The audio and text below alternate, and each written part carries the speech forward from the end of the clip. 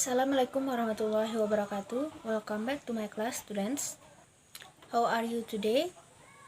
Okay, before we start, let's pray. Pray begin. Oke, baiklah.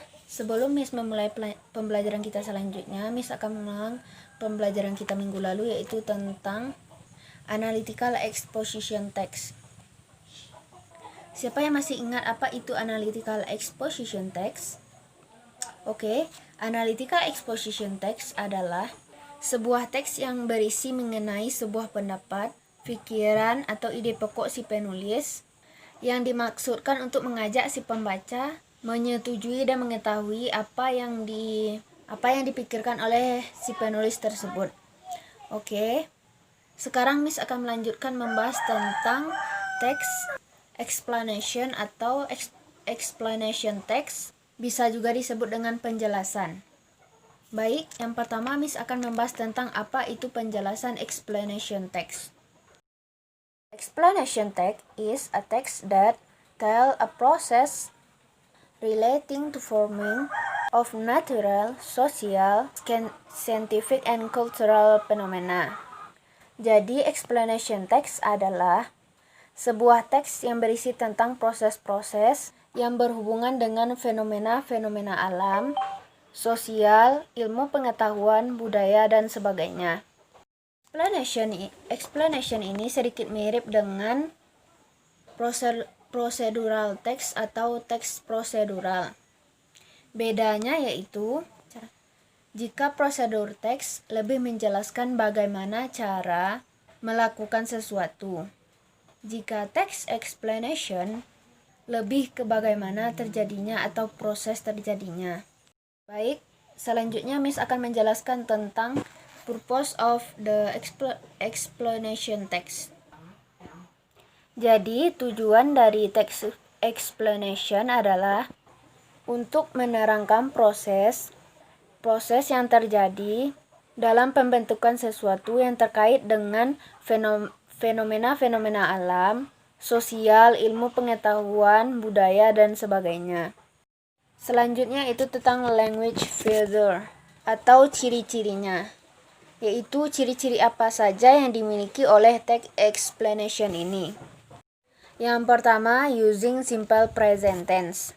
Yang digunakan tentu saja kata kerja pertama atau verb one, karena teks ini berisi tentang fakta, dan jika menggunakan fakta, harus menggunakan rumus simple present tense. Selanjutnya, using action verb. Action verb itu adalah kata kerja yang sedang berlangsung, atau kata kerja yang sedang digunakan.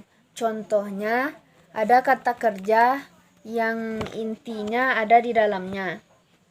Selanjutnya, using passive voice, yaitu menggunakan passive voice karena lebih difokuskan pada sesuatu terjadinya atau tidak difokuskan pada subjeknya, tetapi difokuskan terhadap sesuatu tersebut. Selanjutnya, menggunakan noun phrase. Noun phrase adalah kumpulan kata-kata yang di dalamnya terdapat kata benda tertentu saja dan bisa menjawab pertanyaan kapan, di mana, dan siapa. Contohnya dengan kalimat the rain in my house. Hujan di rumah saya. Itu terdiri dari noun phrase, ada kata kerja di dalamnya.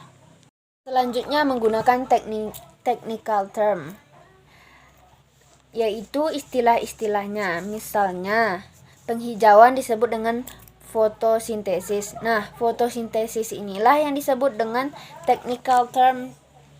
Baiklah, selanjutnya Miss akan menjelaskan tentang generic structure, yaitu apa-apa saja yang ada dalam generic structure. Yang pertama, general statement. General statement ini biasanya ada di paragraf pertama yang berupa dengan pernyataan umum. Jadi biasanya dikenalkan dulu. Kalau misalnya teks berisi tentang bagaimana terjadinya hujan, maka di paragraf ini, di general statement ini dijelaskan tentang terbentuk hujan, bagaimana hujan itu. Nah, dijelaskan di paragraf pertama ini secara umum. Selanjutnya, sequence of explanation. Sequence of explanation ini disebut juga dengan rentetan dari penjelasan. Biasanya ada di paragraf kedua dan ketiga. Jika panjangnya lebih dari 4 paragraf, biasanya kedua sampai ke satu yang terakhir, yaitu paragraf sequence of explanation. Biasanya di paragraf ini dijelaskan dengan lebih detail lagi dan berurutan. Selanjutnya, closing. Tentu saja biasanya di setiap teks itu ada kesimpulan atau penutupnya. Biasanya opsional, boleh ya dan boleh tidak. Baiklah, untuk contoh Miss telah cantumkan di layar. Oke. Nah, di paragraf pertama yang ada Miss kasih warna merah itu adalah general statement atau penjelasan secara umum. Seperti yang Miss jelaskan dari penjelasan Miss sebelumnya, di sini dijelaskan secara umum bahwa hujan adalah sumber utama, merupakan air yang sangat segar di dunia. Paragraf kedua, Miss beri tanda warna. Yang warna hijau adalah sequence, explanation atau tuntutan, runtutan dari penjelasan. Bisa dilihat di sini yaitu hujan dimulai dengan rintikan-rintikan atau bulatan-bulatan air dan lain sebagainya. Itu dijelaskan di paragraf kedua.